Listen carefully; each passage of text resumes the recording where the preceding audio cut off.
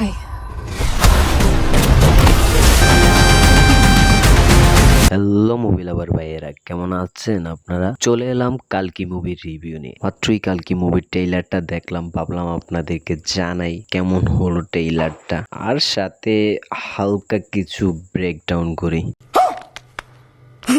তো শুরু করা যাক। যদি বলেন যে ট্রেইলারটা আমার কাছে কেমন লেগেছে, আমি বলবো পুরো হলিউড ভাইবস, এত জোস লুক এন্ড ফিল বলে বোঝানো মতো না। ভিএফএক্স তো পুরো টপ ক্লাস। ট্রেইলারে যা যা দেখানো হয়েছে দেখা আমার মনে হইতাছে প্রভাস আসলে প্রথম দিকে কাজ করবে ভিলেনের হয়ে। প্রভাস না, ভৈরবা মুভিতে ভৈরবা নাম তার। ভৈরবা আসলে এই মুভিতে একটা বাউন্টি হান্টার হিসেবে কাজ করে পয়েন্টের জন্য। তো এই ওয়ার্ল্ডের সুপ্রিম যে সে বাউন্টি দিছে দীপিকা পাড়ুকনের উপর, কারণ হচ্ছে দীপিকা পাড়ুকনের পেটে কালকি, যেহেতু দীপিকার উপরে বাউন্টি দেওয়া হয়েছে, প্রভাস বলেছে যে সে এটা যেভাবেই হোক মিশন কমপ্লিট করবে, আর ওইভাবেই প্রভাস অশ্বত্থামার সাথে বেচালে জড়ায়া যায়। পরবর্তীতে হয়তো দীপিকা অশ্বত্থামাদের টিমে আইসা পড়বে প্রভাস।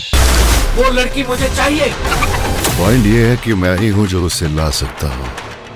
আসলে প্রথম থেকে প্রভাস সরলভাবে চলাফেরা করলো, একটা টাইম পর সে জানতে পারবে যে তার মধ্যে কিছু অসাধারণ গুণ আছে, সে একজন সুপার হিরো। তারপরে লড়তে লড়তে হয়তো তার রিয়েলাইজ হবে যে সে খারাপ পথে, সে তারপর ভিলেনদের বিপক্ষে লড়া শুরু করবে। ট্রেইলারটার ভিতরে প্রভাসের এই সময়ের ডায়লগটা ছিল জোস। रिकॉर्ड चेक कर रहा हूं, मैं आज तक एक फाइट नहीं हारा।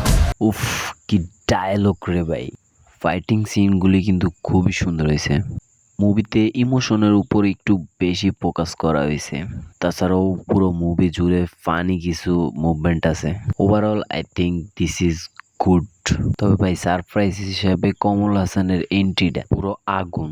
ট্রেইলারের একদম লাস্টের দিকেই তাকে দেখানো হয়েছে। মুভিতেও সে কেমিও হিসেবে অল্প কিছুক্ষণের জন্য থাকবে। এরপর লাস্ট এই সিনে তো প্রভাসকে পুরো সুপার হিরো বানাই দিল। মুভিতে প্রভাসের হিন্দি ডাবিংটাও কিন্তু খুবই সুন্দর ছিল, অন্তত রাধের শ্যামের চেয়েও বেটার। এই সিনে প্রভাসকে তিনজন দেখানোর কারণ হয়তো অনেকেই জানেন না। আসলে যারা বি মানে ভৈরব অ্যান্ড বুজ্জি ওয়েব সিরিজটা দেখছেন তারা হয়তো জেনে থাকবেন এটার কারণ কি। আমি বললে স্পয়লার হয়ে যাবে, যা দেখে আসেন।